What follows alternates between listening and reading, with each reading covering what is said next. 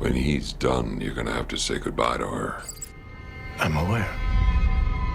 What's going on, guys, and welcome back to Underground Audience Secrets. And today we're going to be talking about Severance Season 2, Episode 7, Chikhai, Bardo. And I know the title to this video might leave you a little confused, but just stay with me. I'm going to walk you through my methodology of thinking and why I think this is definitely an ulterior motive for Lumon Industries. So let's jump right into it. So I want to jump right into why I feel like Lumon Industries, and at least one of the major things that they're going to be developing with this technology will be related to military usage, if not them controlling an actual military or just selling this technology to the highest bidder. But there are 4 points and 4 reasons that I think that is what Lumon is actually doing. Now, let's just kind of get into the makings of what will be considered the perfect soldier or the perfect assassin, right? One of the things that even if you have the best assassin, the best soldier in the world, is there tends to be a shelf life, not just physically, but also mentally, because one of the reasons is going to be they may deal with PTSD after a certain period of time, depending on the type of missions that they go on, depending on the type of deployments that they're on.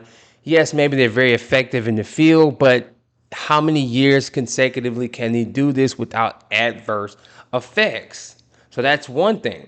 Second thing is, in this scenario where Gemma's on the testing floor, they're clearly severing her several different ways, meaning she has multiple innies, as we can see.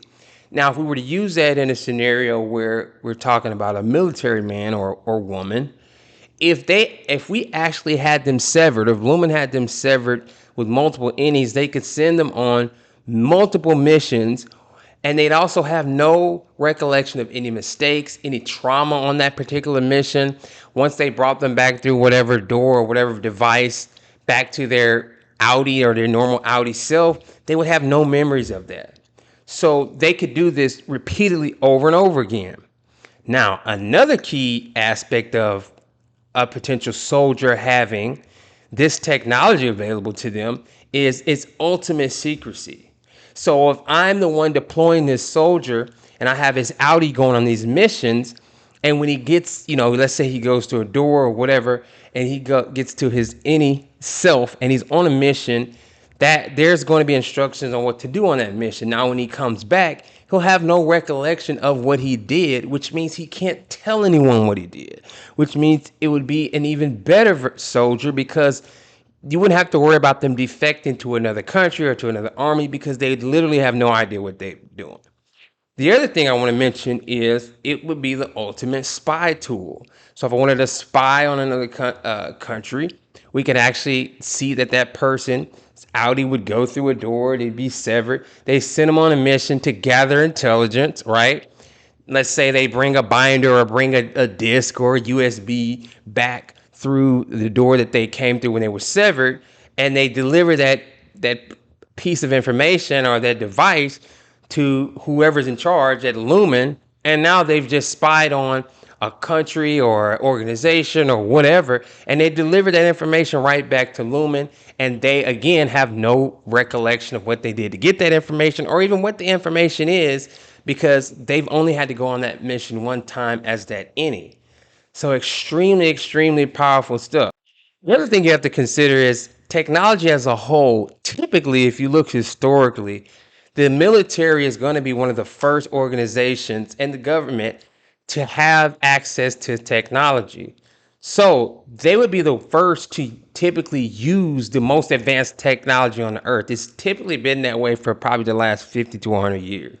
So to think that they will run this biotechnology company and no military on earth would have any usage or have any want for it or want to put up money for this would be highly unlikely in a real world scenario.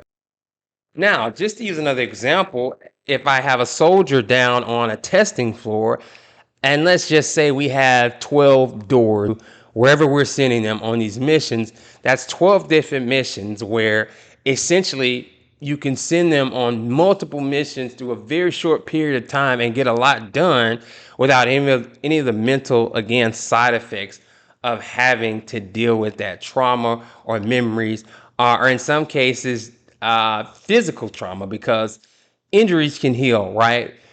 Even when they come back on their testing floor, they can heal the injuries. They have all the advanced doctors in medicine, so they can get that person right back in the field to utilize them however Lumen sees fit.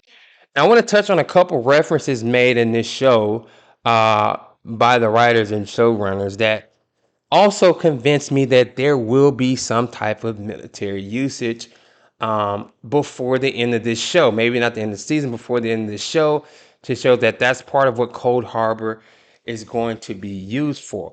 One of the first references they use is the Haji Murad.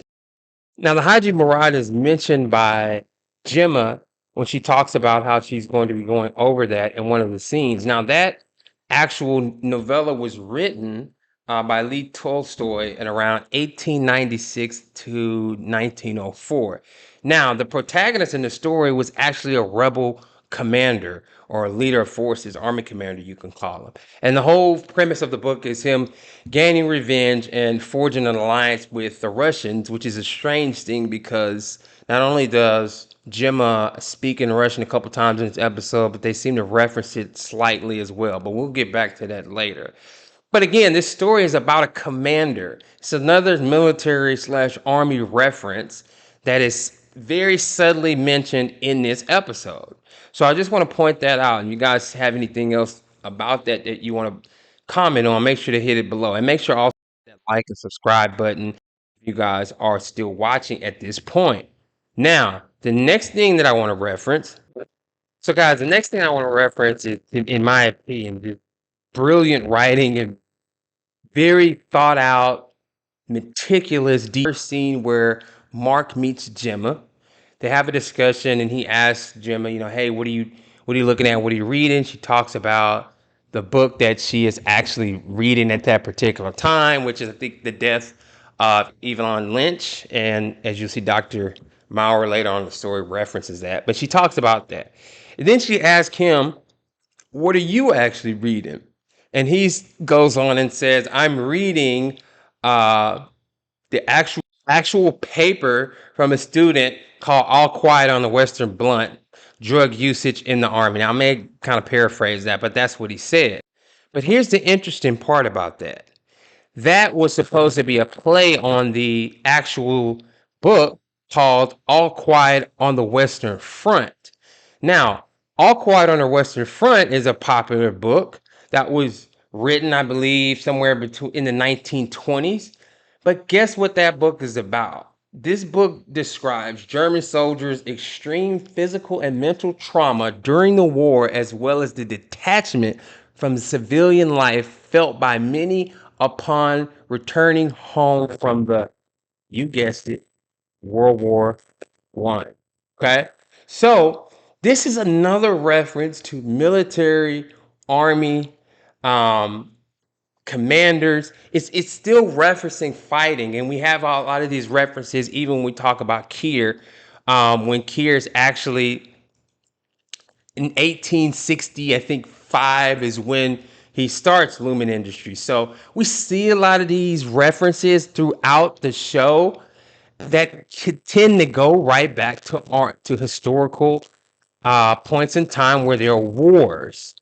But what was very, very interesting was that book literally describes German soldiers' extreme physical and mental trauma during the war, as well as the detachment, severance, from civil life felt by many upon returning home from the war. So that is a brilliant reference that's thinly veiled in the show if you were paying attention. So guys, this is my theory and why I believe Gemma is going to be the catalyst to create what they think will be the perfect soldier, the perfect weapon, the perfect assassin, or the perfect spy.